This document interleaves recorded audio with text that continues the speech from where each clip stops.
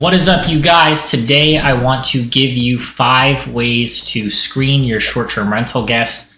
If you're having trouble figuring out if this guest is about to throw a raging party or if they're going to be an angel, I've been doing this a long time, hosted over 40,000 reservations at this point, and it's pretty easy to tell if you know these 5 quick tricks.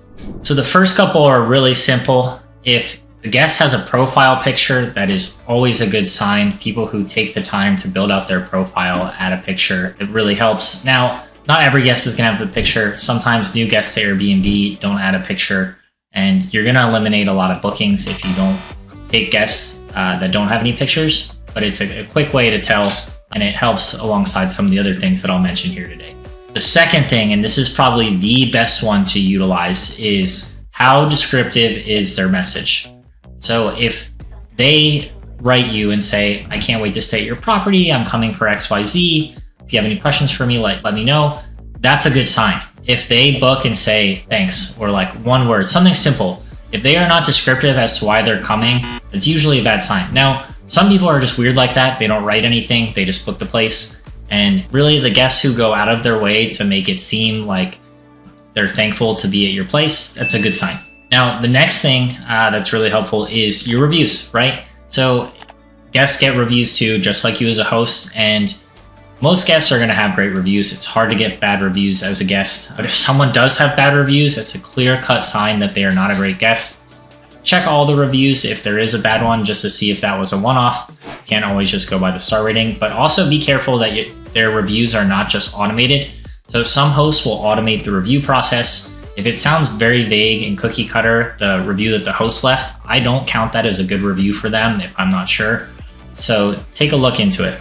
Okay, a quick telltale that a guest is not going to be a great guest, or you're gonna put yourself in position to get a bad review from this guest later, is if a guest messages you asking for discounts on their stay. Anyone who is booking your place and does not see the value in it, or is trying to be sharp and get a discount, they're the same people who are gonna haggle you throughout the stay. If any little thing is going to go wrong, they're going to try to get money back. They're going to try to extort you for a bad review. I've had guests point blank message me that, hey, if you don't give me all of my money back for this whole stay, even after they've already pretty much stayed the entire time, then I'm going to give you a 1 star. So take your pick. And you just report those guests right away, but the same guests who ask for discounts up front are those same guests. Now, if you've gone through those 4 things and you can't really tell, you're not really sure, my last resort is to search their name on Instagram. I've had a couple times in the past, and part of this is from being from Philadelphia, but I've used this same trick in the Poconos as well. Search them on Instagram. If someone is throwing a party, chances are they have posted about it on Instagram, where like you can see pictures from the same time last year of whatever this event was. So the last one I caught was this 20-something-year-old kid throwing a birthday party for his younger sister. They were definitely going to get lit. Last year, there was a picture of like a bunch of them, bunch of bottles of Hennessy, Black & Milds, all this crazy stuff, like not fit for the house that they were trying to book. So we were able to get ahead of it and stop it.